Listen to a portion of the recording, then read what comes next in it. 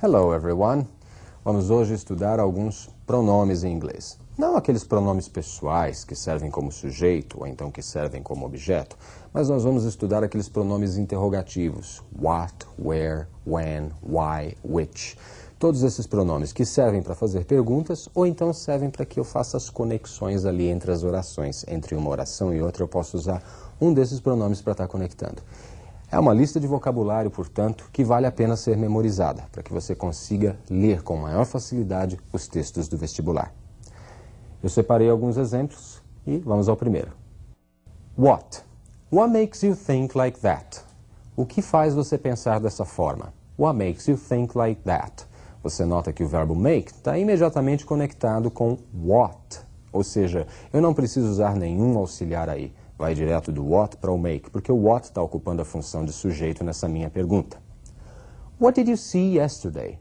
What did you see? Aí eu tenho o sujeito you, o auxiliar did na frente dele, e o see sendo usado no infinitivo, mas a minha frase é passado. Eu tenho did, mostrando então que o que você viu ontem. What did you see yesterday? E I don't know what to do. I don't know what to do. Eu não sei o que fazer.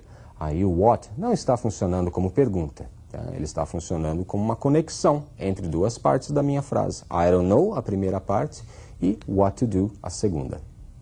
Perceberam então o uso do pronome what, para se fazer uma pergunta e também para eu conectar a minha oração. A primeira parte com a segunda parte. What, o que. Vamos ver mais um exemplo?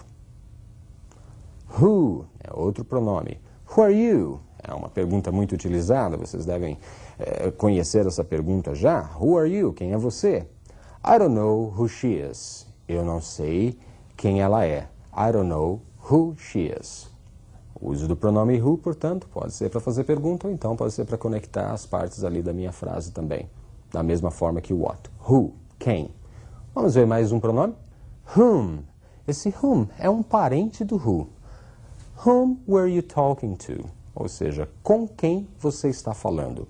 Whom were you talking to? Com quem você está falando. Você é o sujeito, você está falando com alguém. Whom é esse alguém. Ele funciona como objeto, perfeito? Então o who é o sujeito, agora o whom ele funciona como objeto da frase. I don't remember whom she was talking to.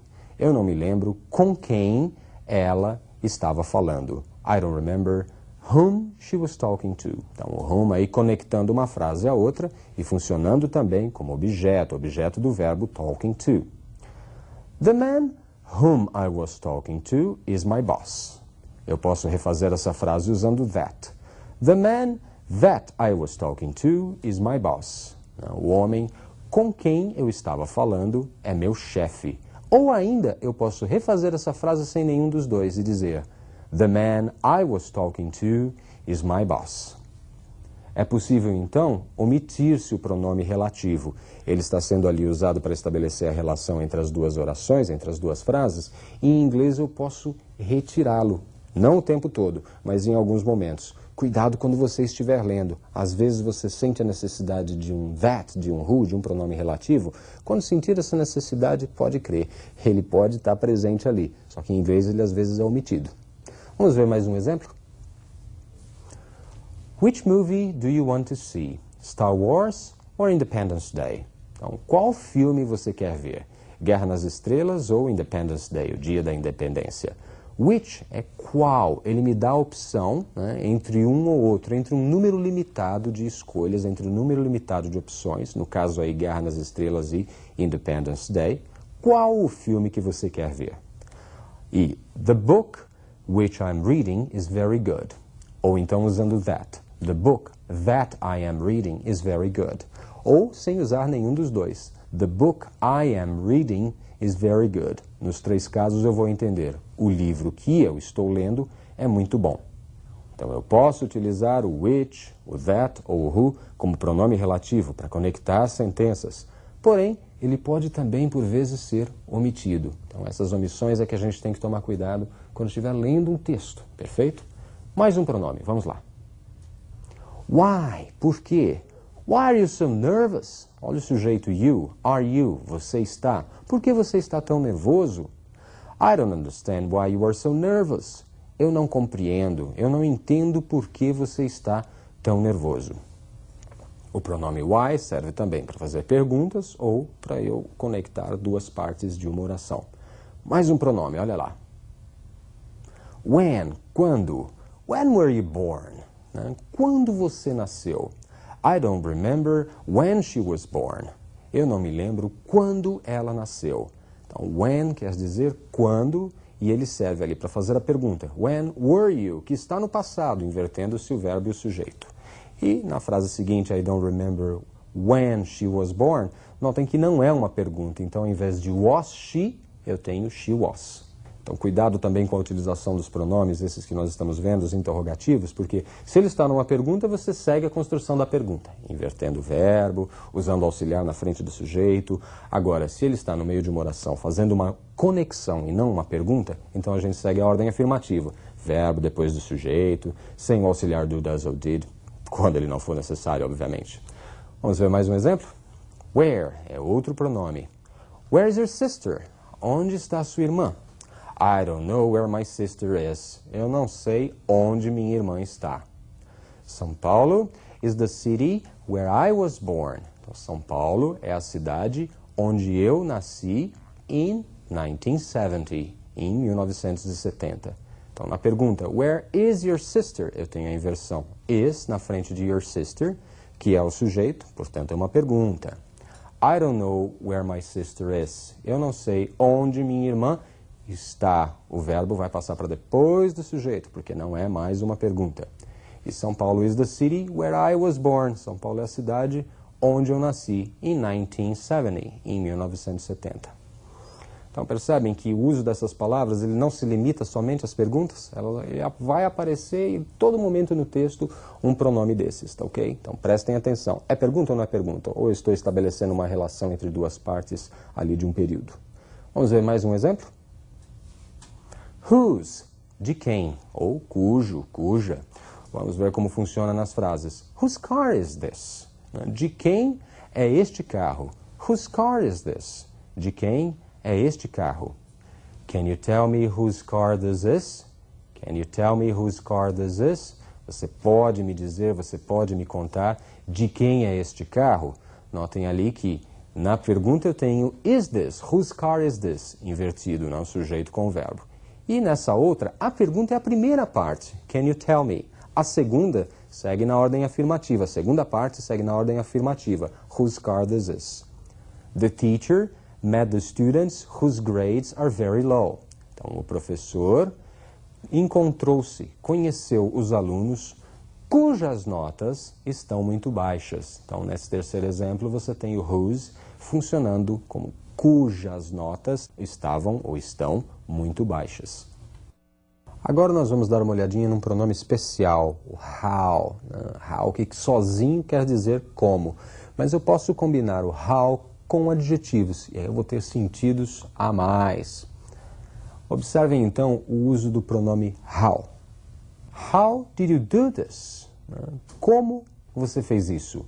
Did you do? Você tem o did como auxiliar, you sujeito, you do novamente sendo usado como verbo, o verbo fazer. How did you do this? I don't understand how you did this. I don't understand how you did this. Eu não entendo como você fez isso.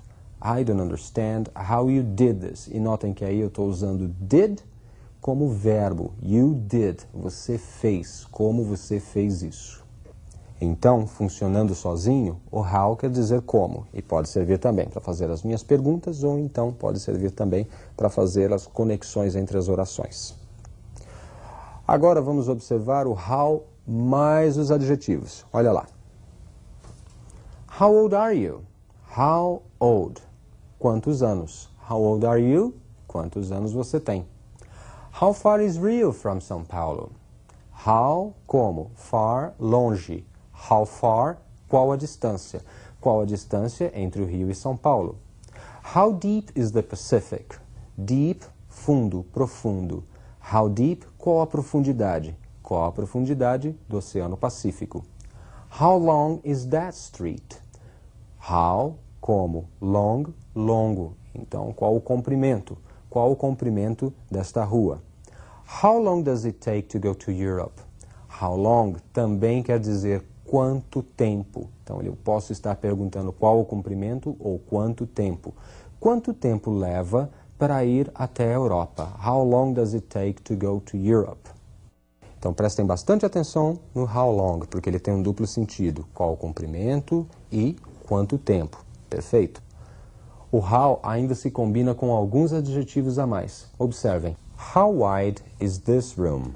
How como? Wide, largo. How wide is this room? Qual a largura desta sala? How much did you pay for the car? How, como? Much, muito. How much? Quanto? Quanto você pagou pelo carro? How many people are coming? How many? Many, muitos. How many? Quantos? Ou quantas? Quantas pessoas estão vindo? How often do you travel? How, como? Often, frequentemente. Com que frequência você viaja? Percebeu que o how pode ser combinado com várias outras palavras e ele assume sentidos diferentes, mas sempre com a ideia de algum quantitativo, não é isso? Vamos agora acompanhar uma historinha onde aparecem alguns desses pronomes? Olhe lá. The man that you just examined walked out the office, had a heart attack and dropped dead in the hall. What should I do? Turn him around so it looks like he was coming into the office. Percebeu a historinha? Vamos traduzir? The man that you just examined walked out the office, had a heart attack and dropped dead in the hall. What should I do? O homem que você acabou de examinar saiu do consultório, teve um ataque do coração e caiu morto no corredor. O que eu devo fazer? Turn him around, vire-o, so it looks like he was coming into the office. Vire-o de modo que pareça que ele estava entrando no consultório. Legal, pessoal. Foi uma piadinha para vocês perceberem ali o uso de alguns pronomes a mais, para que vocês tenham mais vocabulário e mais conhecimento para estar enfrentando o vestibular, não é isso? Na aula que vem tem mais. Um abraço. Bye, bye.